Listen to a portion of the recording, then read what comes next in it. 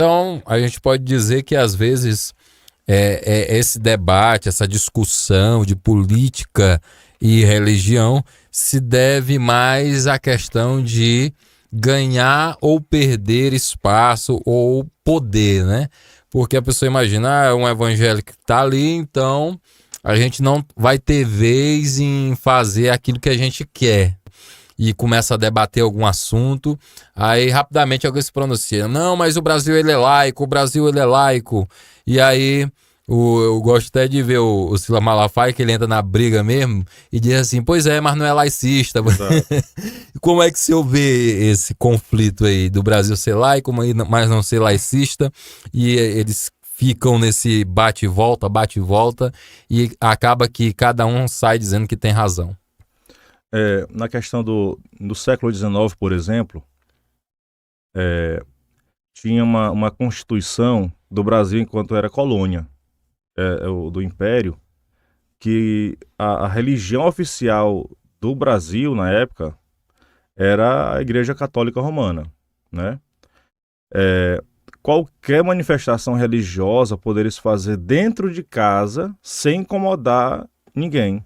Ou seja, você tem a sua fé, por exemplo, protestante, mas não poderia manifestar. Não porque a Igreja Católica fez essa lei, mas porque era uma ordem imperial, uma ordem, o romanismo na época ainda era muito forte, não é?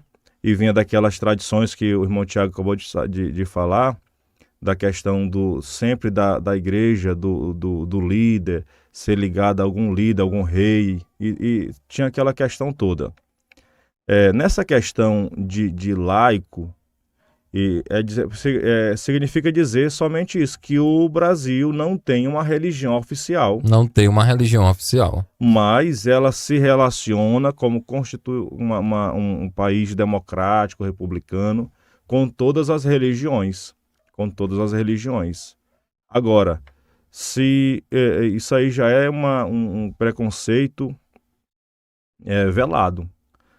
Vamos supor, um juiz do Supremo Tribunal Federal, como o pastor André Mendonça, recentemente assumiu, ele não poder citar, no caso de julgamento, ele tem que citar a Constituição. Isso. Mas numa coisa particular, ele está numa entrevista, ele citar um texto bíblico, isso não invalida em nada a questão laica do Estado. Em nada. É uma questão particular dele. Da mesma forma que a gente não pode dizer que a Igreja, a Assembleia de Deus, os evangélicos, os protestantes, que tem a palavra primeira e última, é a palavra dominante, é quem dominamos a verdade. Não. A verdade, Cristo diz que é Ele. Eu sou o caminho, a verdade e a vida. E nós pregamos a Cristo. Então, nessa questão de pregação, de discipulado, tem pessoas que vão crer e tem deles que não vão crer. Nem todo israelita é de Israel. Nem todo Israel é israelita. Então, há essa separação no tocante ao Estado não ter religião oficial. Porque, a partir do momento, irmão Tiago, que o Estado persegue uma religião em detrimento de outra, ele já está dizendo que ele não é mais laico. Não é? Isso. A partir do momento que uma pessoa usa um canal televisivo, um canal de comunicação, para detratar uma religião, ele já está dizendo que a visão dele não é laica e nem laicista. Ele está dizendo que ele tem uma visão totalitária de mundo, querendo implantar uma religião em detrimento de outra. E radicalizar as outras, né? E eu falo erradicar, que é deixar que as outras deixarem de existir para aquela ser a predominante. Exato. Só ser a correta. Um caso, um acontecimento histórico, o incêndio de Roma. Sim. Que durou 6 dias. Dos 12 bairros, queimou-se 10. E aí, botaram a culpa em quem foi? Dizem que foi Nero quem organizou o incêndio. Enquanto isso, ele estava ouvindo música.